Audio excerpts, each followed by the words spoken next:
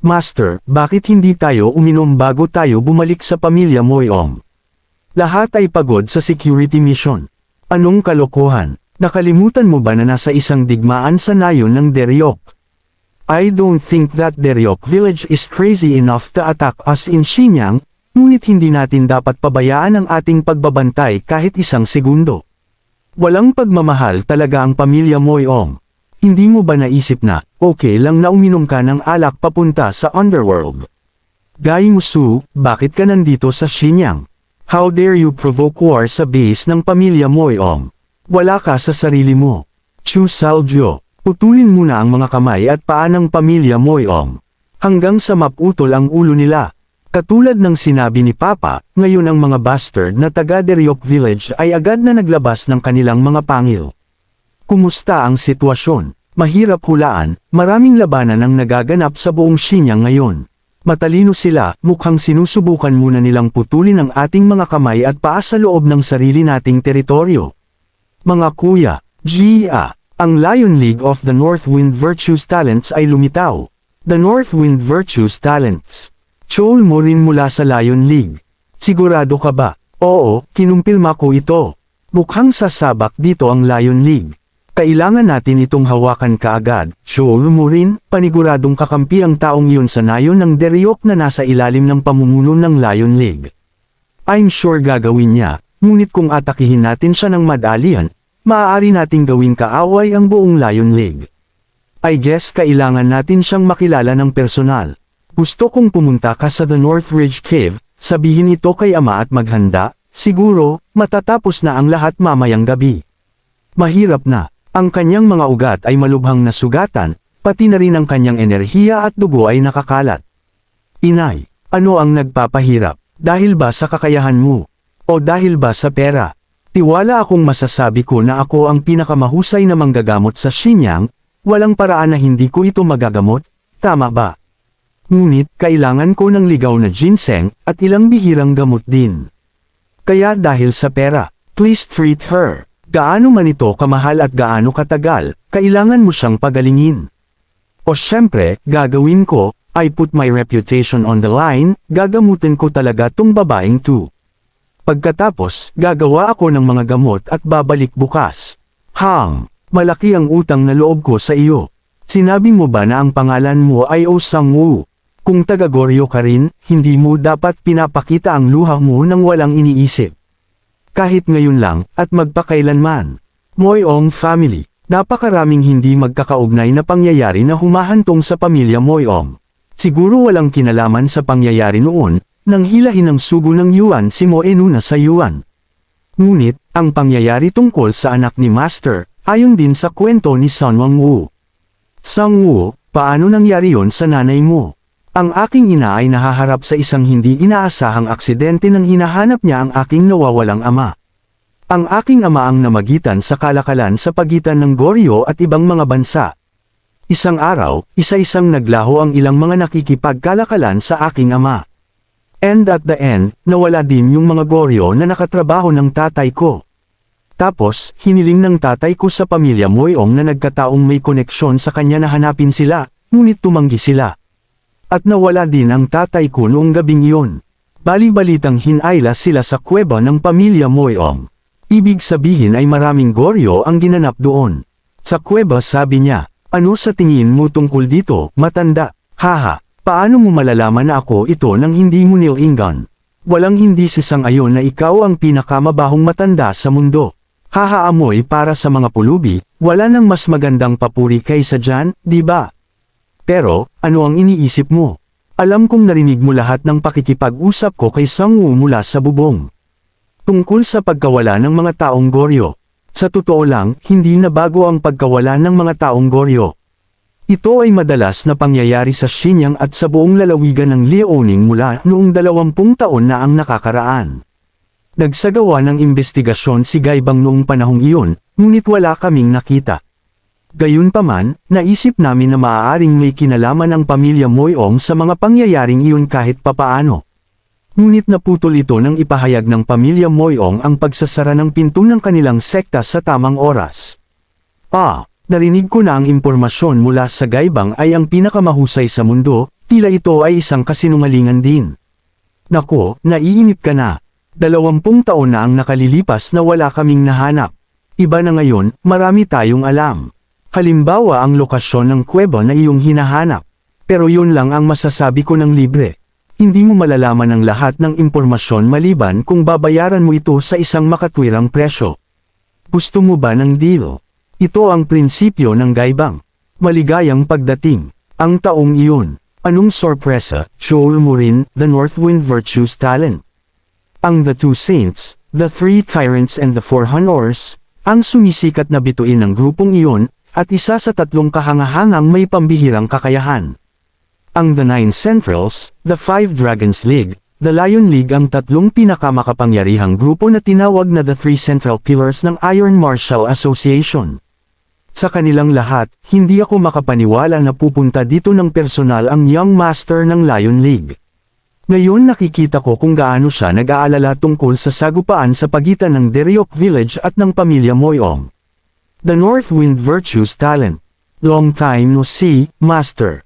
Ang The North Wind Virtues Talents, isa sa 3 kahanga-hanga. Ikinararangal kung bisitahin mo ang liblib na lugar na ito. Long time no see, Moyong Gonsong. May sasabihin ako sa iyo, sa ganitong paraan, hayaan mo akong mag-alok sa iyo ng inumin. Salamat sa iyong kabaitan, pero may kasama ako, so excuse me. Kasama, ako si Joel Morin mula sa Lion League. Pinabati kita Patriarch Hong Mugyu, ang The Wise Man of Gaibang. Wow, kilala mo ako. Narinig ko ang mga alingaw-ngaw na sinimulan mong manatili sa Xinyang 10 taon na ang nakalilipas. The Wise Man. Mayroon bang Patriarch na tinatawag na The Wise Man sa Gaibang? At siya ay nasa Xinyang. Gaano ka iya? Siya ay nalaman sa Xinyang sa loob ng 10 taon, at hindi ko alam kung saan siya umiiral. Seems like the Moyong family didn't know it. Ikaw ay Patriarkang Hong. Ako si Moyong Gonsong mula sa pamilya ng Moyong. Dapat kong binati ka ng isang mahabang panahon, mangyaring tanggapin ang aking pagbati. Nanatili ka sa isang maliit na silid. Ngunit ikaw ay isang patriarka. Haha, ngayon alam mo kung gaano ka mangha-mangha ako, hindi ba? Dahil sinabi mo na mayroon kang kasama tatanungin ko kayo ng isang tanong at umalis.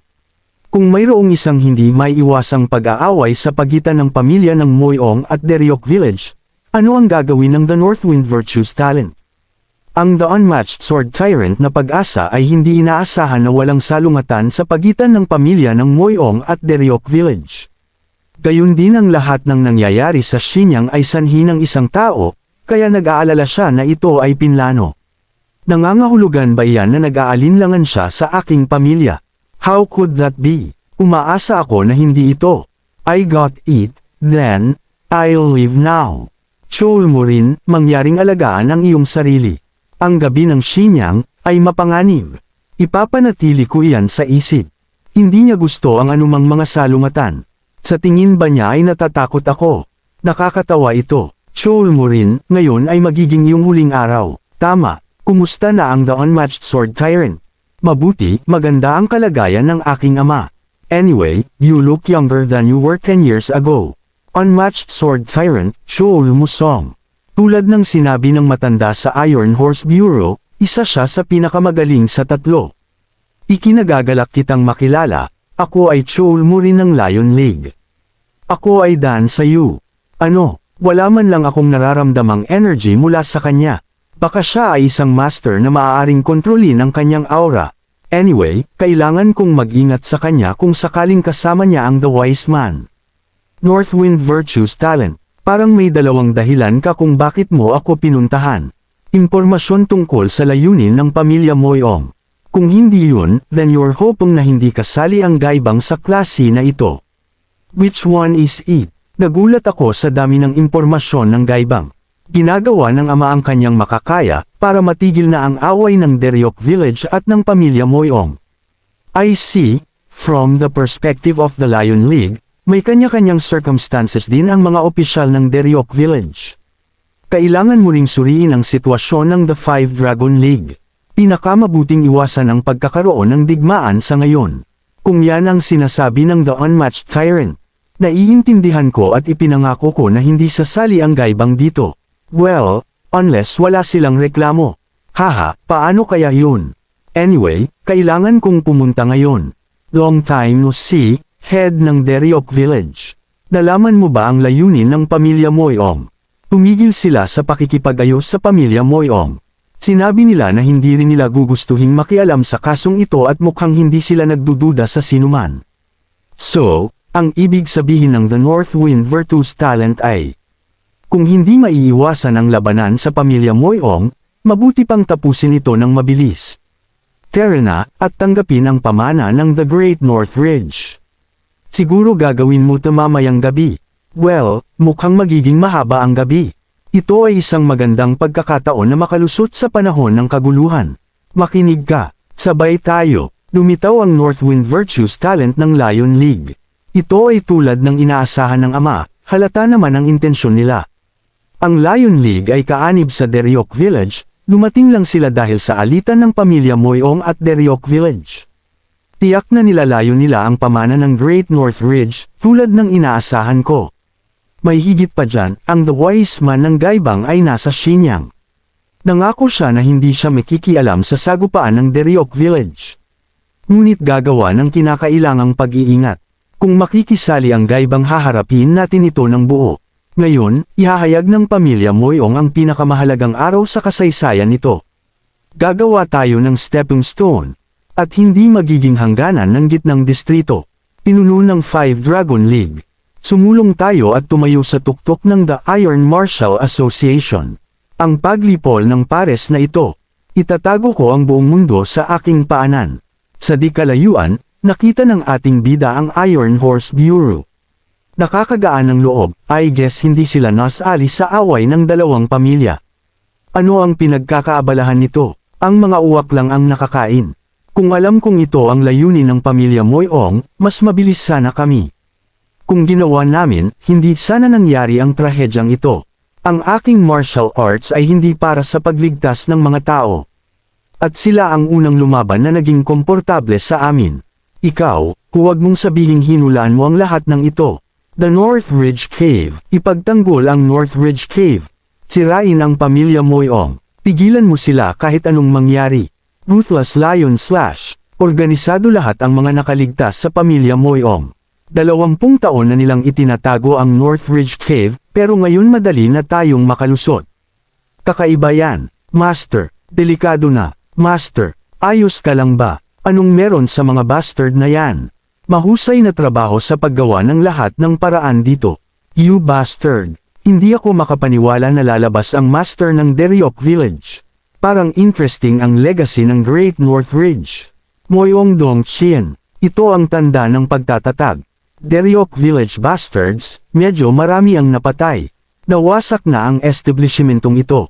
Hindi lang natin pwedeng baliwalain ang katotohanan na marami ang namatay. Ikaw, naghahanap ka rin ba ng legacy ng Great North Ridge? Bakit mo naisip na hinahanap ko? So, hindi ikaw. Wala akong pakialam tungkol sa legacy na iyon. The Great North Ridge's legacy ay isang kayamanan sa lahat at hinahanap ito ng mga martial artist. Hindi ba normal sa kanila ang pagiging gaaman? Kung hindi ka interesado tulad ng sinabi mo, saka bakit mo ginagawa ito sa pamilya Moyong? Naku hindi. Imposible. Medyo ito. Heavenly Artillery General Force. Thunder Chi. Ang puwersa ng aking Heavenly Artillery General's Force, hindi kailanman natalo sa loob ng 1,000 taon. Heavenly Artillery General's Force. Sinabi mo ba na ang teknik na ginagamit mo ay Heavenly Artillery General's Force? Sigurado ako na hindi ako kapos sa kaalaman, ngunit hindi ko narinig ang tungkol dito bago. Sa palagay ko hindi ito isang martial art ng Midlands, tapos, martial arts ba ng Goryeo? Yun. Wow. May malaking lawan ng yelo sa ilalim ng kuweba. Moyong Dong Chien. Naku, yan ba ang legacy ng Great North Ridge? Ito ang isang kayamanan ng mulim na hinahanap ng lahat sa mundo. Mukhang magkaharap na sila, anong gagawin mo? Hindi magiging madali ang paglusot sa kanila at sakupin ang pamana ng Great North Ridge. Ang lugar na iyon. Hoy, ikaw, naku, hindi ako makapaniwala na naghahanap ka sa ibang lugar habang nasa harap mo ang pinakadakilang martial arts sa mundo. Napaka-misteryosong tao. gaya ng inaasahan. Tama, kaya sila ang nawawalang mga Goryo. Sino kaya yun? Tama yan, so, siya ang wise man ng Gaibang. Ang patriarch ng Gaibang. Walang kwenta sa paghula. Kuang Song, gusto kong pangunahan mo ang mga eskrimador at alisin ang The Wise Man at ang lahat ng tao ng Goryo. Walang makakalabas na buhay mula sa The North Ridge Cave na ito. Masusunod ama, makinig kayo, nandito ba ang tatay ni Oh Sang-woo? Wika ng Goryo, taga Goryo ka ba? Tatay ako ni Sang-woo, kilala mo ba si Sang-woo? Kamusta ang batang iyon? Ligtas ba ang kanyang ina? Ayos naman sila. Tara na, ihahatid kita sa kanila. Salamat, maraming salamat po. Hindi ako makapaniwalang maayos ang lagay nila. May hustisya pa ba sa mundong ito? Saka bakit kailangan naming magdusa at mamatay nang hindi namin alam ang nangyayari? Daan-daang tao na ang namatay dito. Kanilang pagkamatay, walang nagbabayad sa kanilang naghihirap na pamilya, hindi na alam ng mga pamilya nila kung buhay pa ba sila o hindi na. Moyong Dong Qian, demonyo ang taong iyon. Moyong Dong Qian, ang padre de pamilya Moyong, siya ba ang pangunahing salarin sa lahat ng ito? Moyong Dong Qian, kailangan ko siyang makilala. Tumigil ka dyan. How dare you extradite the slaves from the North Ridge Cave, the center of the Moyong family? Sabi mo alipin, may kakaiba, baka galing siya sa Gaibang. Ito ay magiging mahirap. Narinig ko ang tungkol sa bulong-bulungan. Ang elite assassination troop ng pamilya Moyong, nagbihis sila ng itim para hindi dumaan ang liwanag. Isang organisasyong nilikha ng pamilya Moyong kasama ang kanilang mga puso at kaluluwa sa loob ng 20 taon ng pagsasara ng pinto ng kanilang pamilya, ang mahusay na tropa ng mga espada. Pakiingatan ang mga taong Goryo. Saan ka pupunta? Tulad ng sinabi ko, I'm going to meet Moyong Dong Qian. How dare you mention the name of the Moyong family patriarch so casually? Parang hindi ganoon kahalaga sa iyo ang buhay mo. Puputulan ko ulo mo at ibibigay ko kay Master. Humakbang ka pabalik. Mayabang bastard. Halika, tingnan mo kung makadaan ka sa akin. Yun Chi. Moyong Dong Qian. Ang bastard na iyon ay mas tapat kaysa sa inaakala ko. Pinalaan kita. Kung iniisip mong hadlangan ang makalangit na Artillery General, kailangan mong ilagay ang iyong buhay sa taya. At dito na natatapos ang Kabanata 8. Abangan ang susunod na kabanata kung saan makakaharap na ang ating bida at ang the world's greatest martial arts ang head ng Moyong family na si Moyong Dong Qian. Salamat sa panunood mga ka-LT.